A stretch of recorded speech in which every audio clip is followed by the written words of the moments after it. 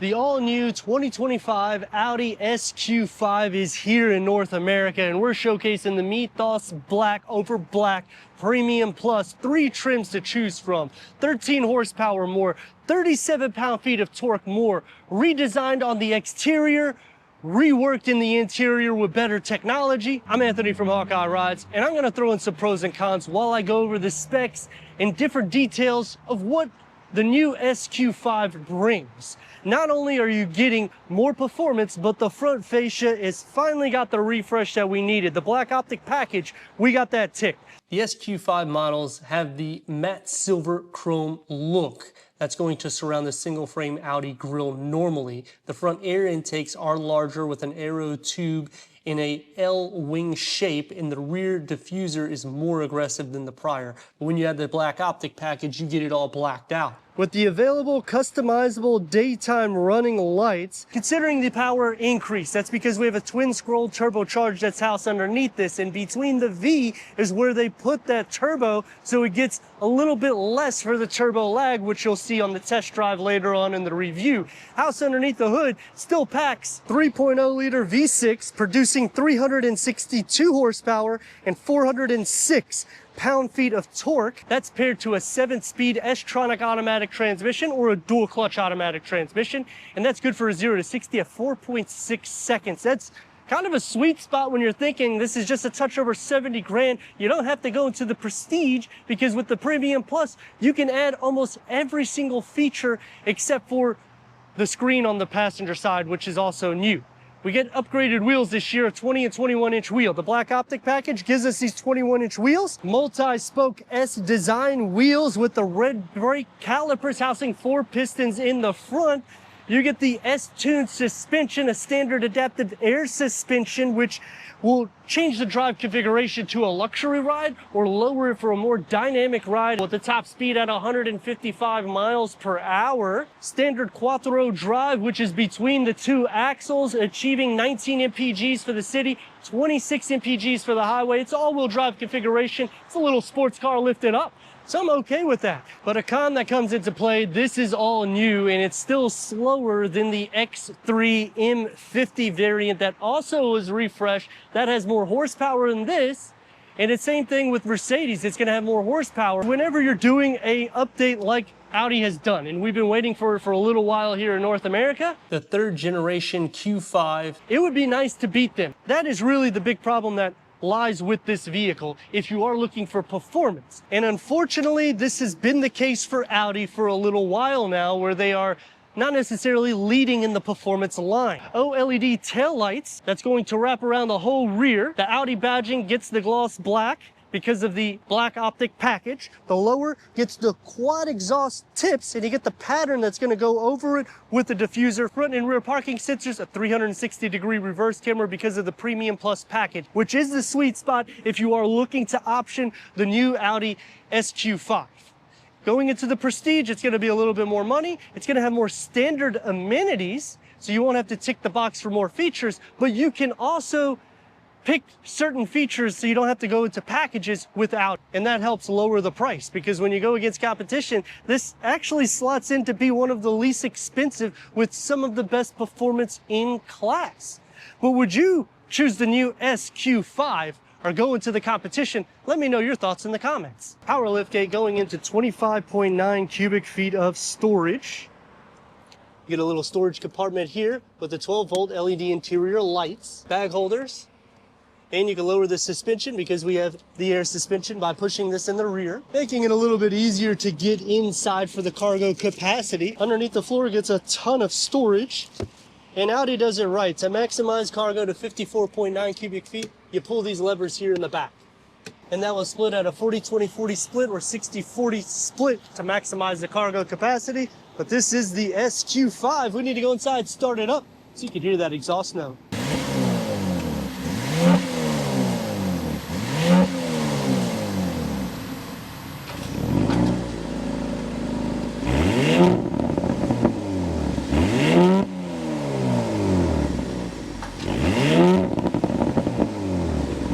The key fob to the all-new SQ5. 12-way power seat adjustment for the front. Heated, ventilated massage because we have the warm weather package. Manual cushion extensions. Memory for the driver, and this is going to be different than the passenger side, but you'll have this here, and they leave it flat black here and give you all the electronics here, which kind of makes it a little bit confusing. It is easy to use, but it's not really minimalistic. The Premium Plus package gives you the heads-up display, the adaptive cruise control assist, the Bang & Olufsen sound system with 3D sound, the dynamic interaction lighting, the heated steering wheel that has the hands-on detection, LED interior lighting pro package, the panoramic moonroof, which those features will come standard on the Prestige package, also giving you an 11.9-inch touchscreen MMI here for the passenger side. It is going to be a driver-focused setup. With the curved panel 2-screen layout, it's a 14.5-inch. Let's fire it up.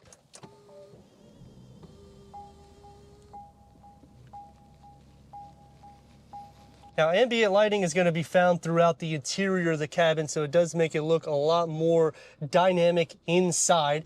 Auto dimming rear view mirror, you get the home link here with the compass. And going into the MMI touchscreen, navigation, Apple CarPlay, Android Auto, Sirius XM, AM, FM, streaming, Bluetooth audio. Now, it has like the quick wedges here, so I do like that. You also have, hey Audi. Yes, Can you please? turn down the climate control?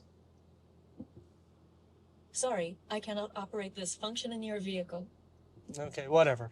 You have your driver mode select right here. You can click onto this button here, and this is going to show all the apps. Put it into reverse. We get a 360-degree reverse camera or top view, which is part of the Premium Plus package that comes standard as the Prestige. That comes standard in the Prestige package. You can click here, and now you have different pivot points that you can go all around the vehicle.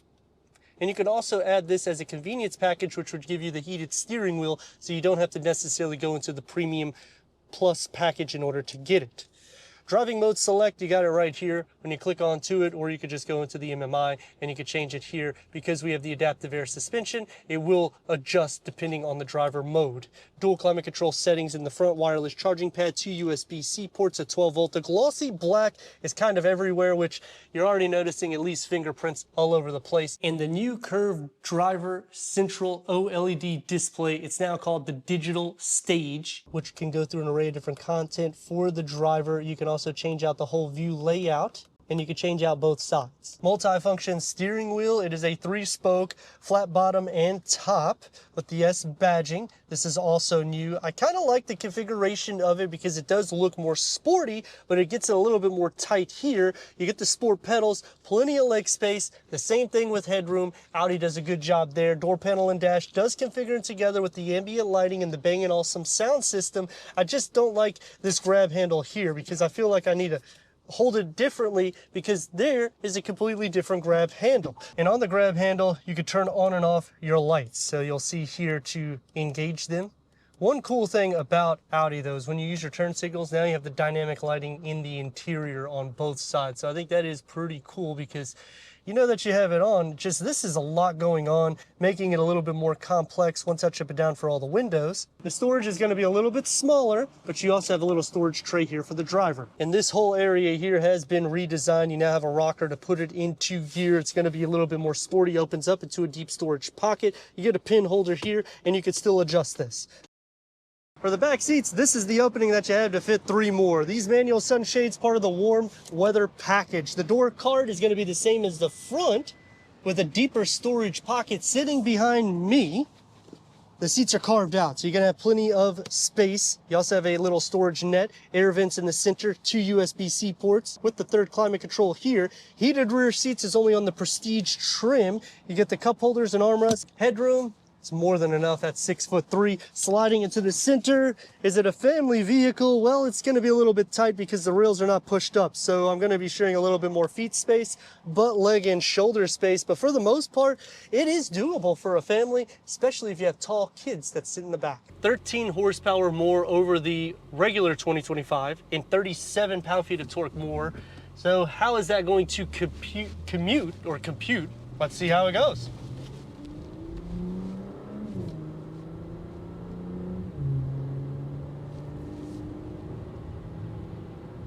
a 4.6 second 0 to 60 with an exhaust that does filter in. Now the Premium Plus will not get the side windows that's acoustic that will be in the Prestige, which would be really the only reason why I would want to go there, because I mean, you're getting the same horsepower and torque. There isn't anything different really, just for interior specs. And 406 pound-feet of torque is pretty crazy, but going into pros and cons right off the bat, the drive, it's still smooth. Air suspension, that's standard. Quattro all-wheel drive, that's standard, so you don't have to worry about ticking the box to any of these things. Maneuverability, it's good. The steering is pretty light.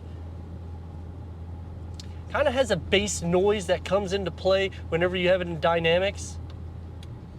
Changing it into balance kind of cleans that up a little bit, but then it's not going to be as athletic.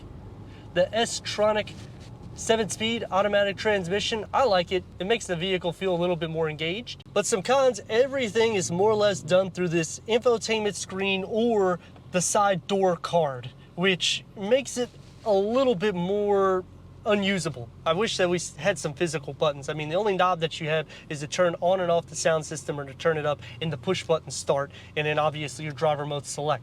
Every single damn thing through these infotainment screen. Let's see the actual performance now.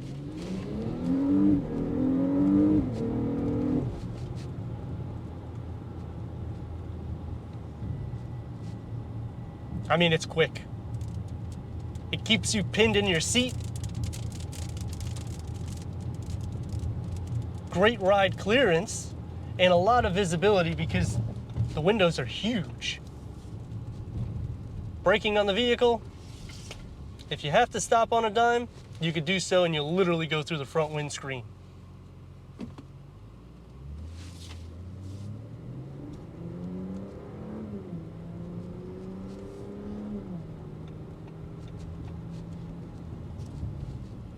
You get the pops that come into play, and that is something that the Germans are doing a lot more so with these turbocharged, and I like that it's a twin scroll turbo and where they placed it so close into the V for the V6 engine, because you don't really have a lot of turbo lag. And turn radius at more or less a stop point is going to be about 2 1/4 lane.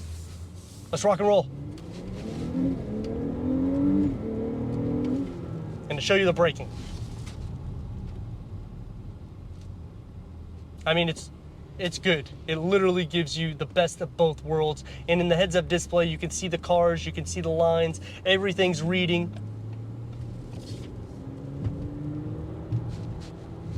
21-inch wheels, it's soaking up all the bumps.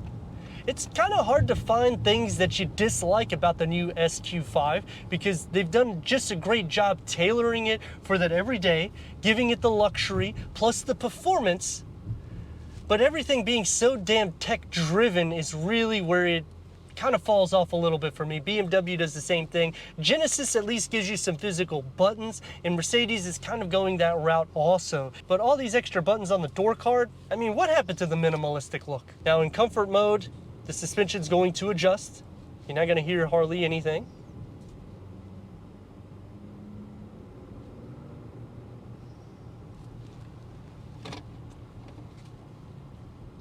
Just so quiet. That is one thing that I like that a lot of the automotive industry is starting to do, is make the vehicles a lot more quiet and seamless, so it makes it just more pleasurable for a long journey. Now we're gonna see how the lag is, so we're gonna slow down just a little bit here, so about 30 miles an hour.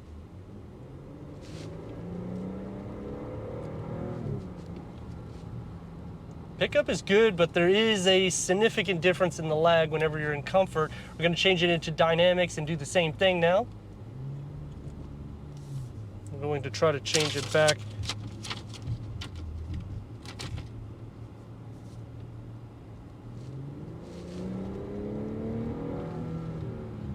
Dynamics kind of make it a little bit more smooth of a transition, so depending on the way you drive the vehicle, I would personally leave it into dynamics, or at least the balance, so that way you don't have any of that lag. It basically makes it a lot more minimal. But let me know what you think in the comments about the all-new Audi SQ5, and if you're new to the channel, consider subscribing. Check this next video out right here.